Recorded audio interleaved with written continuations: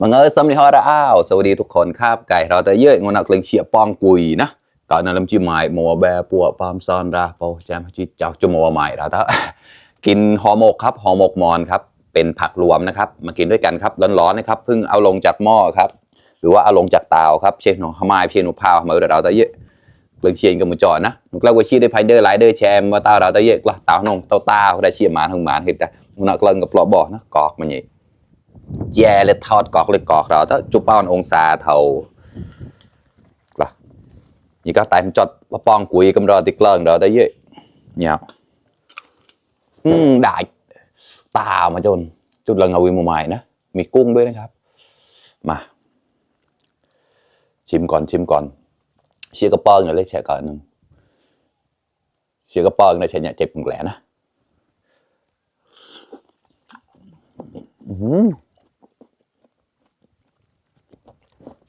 ข้อรสชาติดีมากครับกลมกล่อมนัว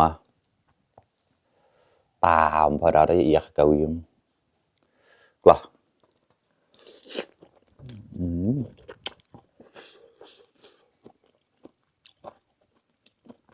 ข้ออร่อยมากกลายปล่อยเงาวี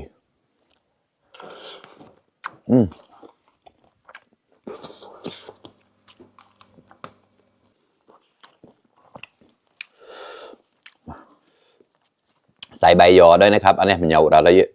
นะอันนี้มันเหนียวจุดหลานเชี่ยข้อเอาตายจอดมากุยอ่ะเชี่ยกระป๋องเพื่อกุยตาเชื่อเลยเมาเสียงตาแล้วนะกลับมาครับเพื่อน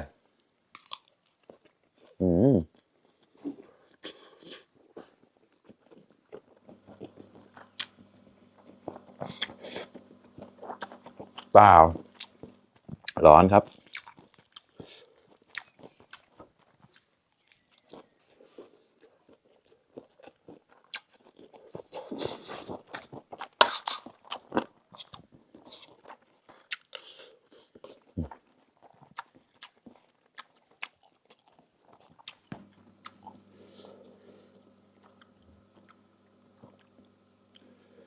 เปล่ามาอีกหนึ่งห่อครับโลนเชียไกลๆเตะผมแต่จอดกระเชียบัดกระเชียมาที่เชียเราได้เยอะกละ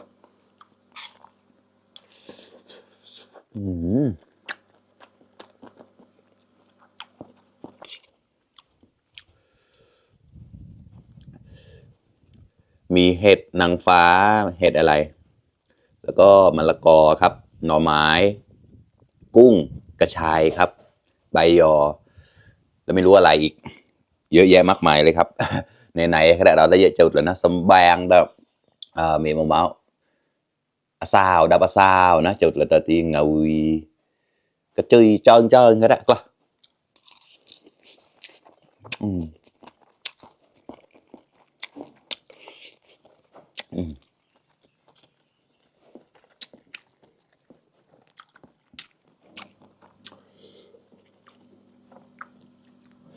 หมูปลา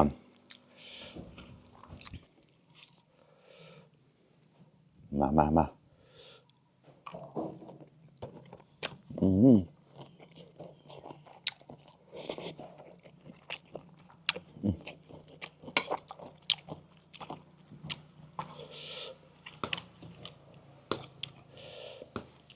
ทั้งข้าวทั้งใบยอสมปองสมนัยหำเหนียวเราละก็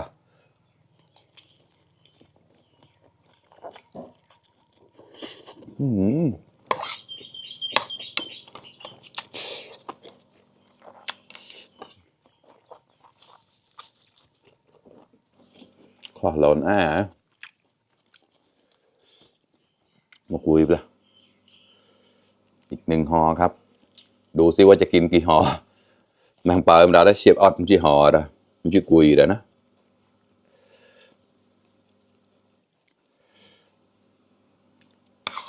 เชื่อกระเปิงเต่าไปนั่นนะ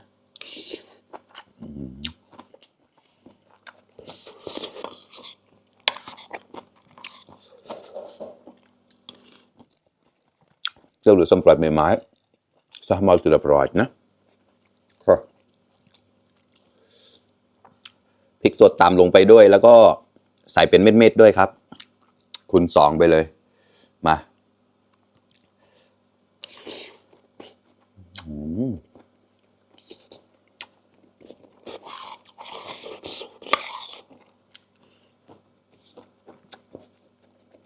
อร่อยจริงอร่อยมากตาวแบร์ทัศนาคงอย่างนี้นะตาวแล้วมาเสียง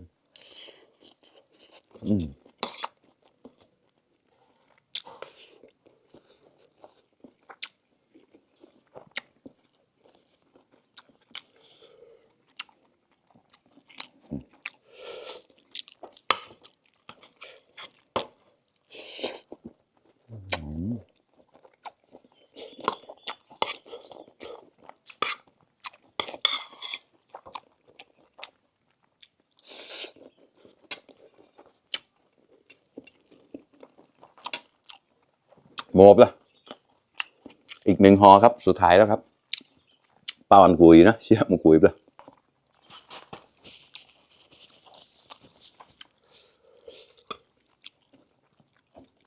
ขอร้อนแอร์รสชาติพอดีมากเลย